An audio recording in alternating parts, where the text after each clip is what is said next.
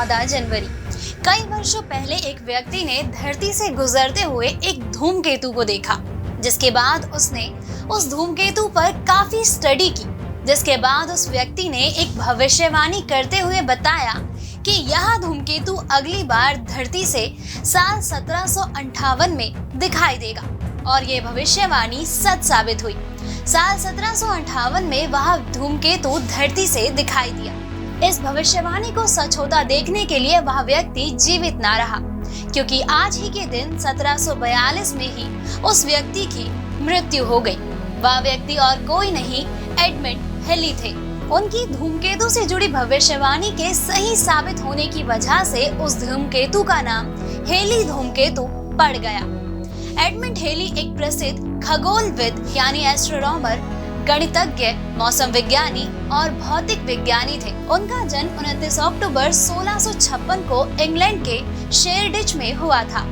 Edmund heli की प्रारंभिक शिक्षा लंदन के सेंट पॉल स्कूल से हुई थी। आगे चलकर हेली ने ऑक्सफोर्ड यूनिवर्सिटी के क्वींस कॉलेज से ग्रेजुएशन किया, जिसके बाद में ऑक्सफोर्ड से ही मास्टर की डिग्री हासिल की।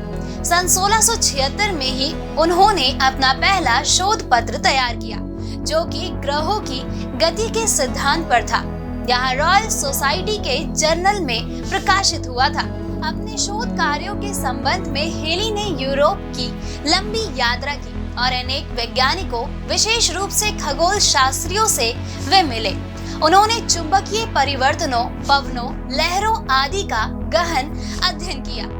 सन 1686 में उन्होंने ऊंचाई बदलने से दबाव परिवर्तित होने का गणितीय सूत्र तैयार किया। इस प्रकार बैरोमीटर की डिजाइन में प्रगति हुई।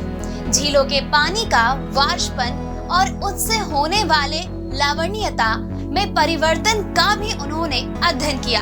यह अध्ययन 6 से 7 वर्ष चला और उससे उन्हें पृथ्वी की आयु का कुछ एहसास हुआ। एडमंड हेली महान वैज्ञानिक न्यूटन के समकालीन थे। उन्होंने न्यूटन की रिसर्च में भी बहुत सहयोग किया था। एक और वहाँ खगोल से जुड़ी रिसर्च करते थे, तो वहीं दूसरी ओर न्यूटन के रिसर्च कार्यों में भी सहयोग किया करते थे। कहा जाता है कि हेली ने गति के सिद्धांत और गुरुत्वाकर्षण के नियम बताने वाली न्यूटन की किताब प्रिंसिपिया के प्रकाशन में भी उनकी मदद की थी। एडमंड हेली को सबसे ज्यादा शोहरत हेली धूमकेतु की खोज के लिए मिली। एडमंड ने 1705 में दुनिया का परिचय एक ऐसे धूमकेतु से कराया जो 76 सालों में एक बार ही धरती के पास से गुजरता है। वैसे तो पृथ्वी के पास से कई धूमकेतु गुजरते हैं, लेकिन हेली ऐसा धूमकेतु है जिसे खुली आंखों से भी देखा जा सकता है। इसे देखने के लिए किसी खास उपकरण की जरूरत नहीं होती। एडमंड हेली ने चंद्रमा और विभिन्न तारों के पथों का अध्ययन किया। उन्होंने धूमकेतु की खगोलीय गतिविधियों का अध्ययन किया। इससे पूर्व लोगों में धूमकेतुओं को लेकर अनेकों भ्रांतियां थी, जिससे समाज पर गलत प्रभाव पड़ रहा था, लेकिन एडमंड हेली ने इन सभी भ्रांतियों को गलत साबित किया। धूमकेतु धूल मिट्टी के बादल की तरह होते हैं, जो सैकड़ों सालों में एक बार दिखाई देते हैं। हेली ऐसा धूमकेतु भी है जिसे एक जीवन काल में 2 बार देखने की उम्मीद की जा सकती है। आखिरी बार हेली धूमकेतु को 1986 में देखा गया था और अब अगली बार यहाँ 2061 में दिखाई दे सकता है। दोस्तों, आइए अब आखिर में जानते हैं देश और दुनिया की आज की तारीख यानी 14 जनवरी की अन्य महत्वपूर्ण घटनाओं के बारे में। आज ही के दिन 1641 में यूनाइटेड ईस्ट इंडिया कंपनी ने मलक्का शहर पर विजय प्राप्त की थी। वही साल 1761 में अफगानिस्तान के शासक अहमद शाह अब्दाली और मराठा सेनापति सदाशिव राव भाऊ के बीच पानीपत की तीसरी लड़ाई शुरू हुई थी। आज ही के दिन 14 जनवरी को 1809 में इंग्लैंड और स्पेन ने नेपोलियन बोनापार्ट के खिलाफ गठबंधन किया था। वहीं 1867 में पेरू ने स्पेन के खिलाफ जंग का ऐलान किया था। साल 1907 में जमैका में भूकंप से किंगस्टन शहर तबाह हो गया और लगभग 900 से ज्यादा लोग मारे गए। आज ही के दिन साल 1918 में फ्रांस के पूर्व प्रधानमंत्री जोसेफ कलाक्स को देशद्रोह के आरोप में गिरफ्तार किया गया था। वहीं साल 1969 में भारत के दक्षिणी राज्य मद्रास का नाम बदलकर तमिलनाडु किया गया था।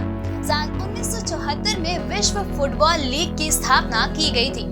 आज ही के दिन 14 जनवरी को साल 1977 में फार्मूला 1 रेस में फराटा भरने वाले पहले भारतीय नारायण कार्तिकेयन का जन्म हुआ था। वहीं साल 1994 में 300 वर्ष में पहली बार ब्रिटेन के शाही परिवार के किसी सदस्य ने कैथोलिक धर्म अपनाया। एक प्राइवेट सर्विस में Duchess of Kent Catholic church की सदस्य बनी।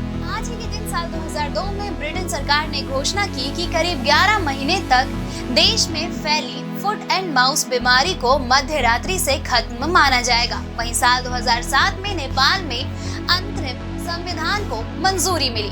दोस्तों, अगर आपको हमारा ये वीडियो पसंद आया हो तो इसे अपने दोस्तों के साथ भी जरूर शेयर करें और अगर आपके पास हमारे लिए कोई भी सवाल है तो उसे कमेंट में लिख के हमें जरूर बताएं। जल्द ही आपसे फिर मुलाकात होगी एक नई वीडियो पे एक नए एपिसोड के साथ। तब तक के लिए नमस्कार।